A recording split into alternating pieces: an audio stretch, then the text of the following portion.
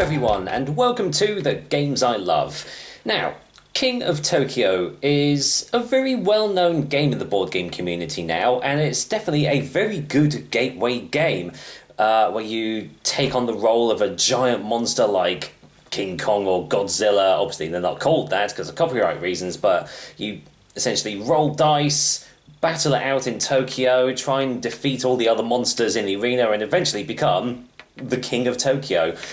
Well, I used to own a copy of that, but I felt it was a little bit maybe too simplistic for my liking, but it was a very good gateway game if you've never tried it before. But I found I needed something a little bit meatier that offered something relatively the same. Well, look no further than Ultimate Warriorz. In Ultimate Warriorz, you take on the role of 8 different creatures or characters, and you battle it out in an arena, playing cards in front of you, and it's a simultaneous selection as well.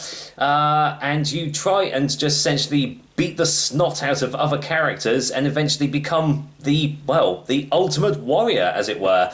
So, let me get it to the table, I'll show you how it's played, and then we'll come back up, and I'll tell you why I love playing Ultimate Warriorz. So here we have Ultimate Warriorz set up for a 2-player game. It does 2 to 8 players, and every character will... Well, every player will take one of these character stands and put it on one of the 8 spaces in the arena, including the centre one.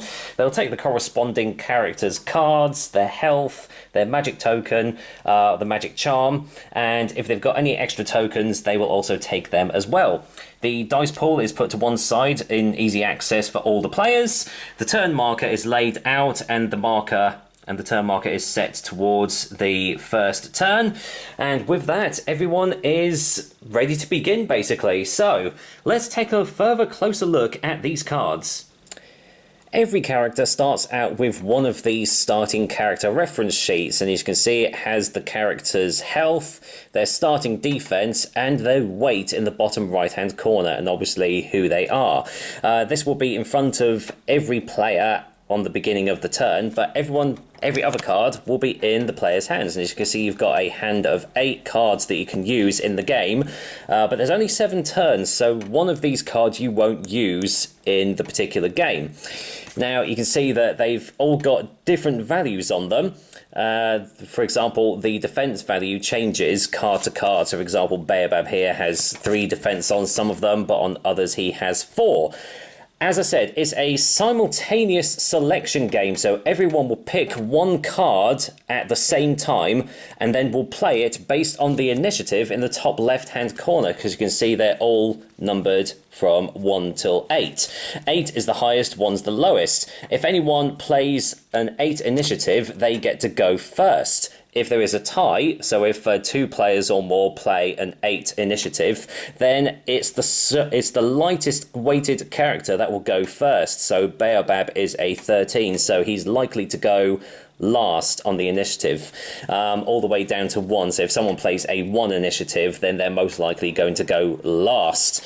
So that's what the lightning bolt symbol is. That's the initiative. Once someone has played a card, it will go in front of your initial starting card, and that will therefore change your defense for the next round. So Baobab starts with 2 defense, but when you play your card, you will put it on top, and now he'll have 4 defense for the next turn until you play another card on top of that. So your defense will keep on changing from turn to turn.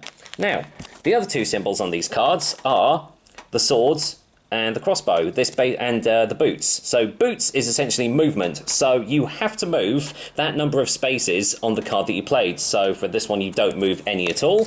For this one you have to move 2 spaces, and you can do it in any order at all. So you can move, attack, and then move again, but you have to move that number of spaces on your turn. If you play a card that has a number next to the swords, it means you're going to do a close combat attack, and an bow and arrow means you will do a ranged attack. I'll get back onto combat once I've shown you all the cards. So that is essentially what every single card's going to have. So, for example, this one's got a 4 next to it. This one's got a 1. That one's got a 0. Every character also has 2 special abilities on one of their cards. So, for example, Baobab has this one here, the Deadly Strike. And he also has this one here, which uses this specific token here. I won't go into detail on everyone's special abilities, because that will take quite a while. I will do that in a separate video from this one, so be sure to check that out. So that's what the cards all mean. Let's get back up to the arena, and I'll show you how combat works. So it's the first turn of the game, and I've decided to play a 7 initiative card with Baobab here, and the person playing Agaric has chosen a 5 initiative, so they will go after me. So on this, I've got a 2 movement and a 3 close combat. So if we go up to the arena, what that basically means is I have to move 2 spaces, so I could essentially go 1, 2. Close combat means that you attack the person or a person that is in the same space as you. So I'll be tackling Agaric here. Combat works by taking the number of dice equal to the number that's by the close combat or the ranged symbol. So in this case, I'll be taking 3 dice. So I take that in my hand here, give them a little shake, and a roll. Now, I have to have an equal or higher number to the defense of Agaric. So he has 5 defense. I have only done 1 hit. So this 5 would hit, these 2 would not. So I've done 1 damage to Agaric here. So whenever there's a first hit on a character, you always take the big heart first, because on the opposite side, you get points, because if there's not one person standing at the end, it's the person that's got the most amount of points at the end that will win the game. So I'll take that and I'll place that over there to show that I've got the first wound on Agaric. If I was to do subsequent hits, they would be worth 1 point each per hit. So that's my turn. Agaric is done the 5 initiative, so he's got 1 movement and a 2 ranged. So back to the arena, he'll probably move over here, and a ranged attack can hit basically any adjacent space to you up to 2 spaces away. So for example, if this was the setup, I could still hit Baobab, but because he's 2 spaces away, I would have to -1 for every single die roll that I do. So if I rolled a 5, it would actually be a hit of 4. So let's say Baobab is here. So a ranged of 2, so that means I'm going to take 2 dice, do the same again, give him a little roll. Ooh, now that's a good hit, a 6 and a 4. Baobab's defense is a 4, so that means there will be 2 damage done to Baobab. So the person playing Agaric will take the first wound token and another wound there. So he at the moment has got 4 points. So that'll be the end of the first turn. This marker will go down 1 to show that it's the beginning of the next round. Everyone will choose a new card, and the next round will begin again. Now, in the unlikely event that anyone is killed in the first 3 turns of the game, whoever did the killing blow will have rocks thrown at them, because the audience is displeased with the short performance of this arena battle. So, say if Agaric was to die on the second turn, and there was obviously more than 1 person alive, 2 dice will be rolled, and if they're hits, which they are, then I will lose that amount of hit points as well, just because, well, I'm a bad sport.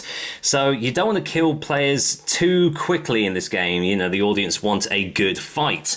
So at the end of the game, if the turn marker reaches 7 turns, the game is over. If there is only 1 character still left alive, then that person is the ultimate warrior and the winner of the game. But if there is more than 1 character still standing, then it goes into a tiebreaker.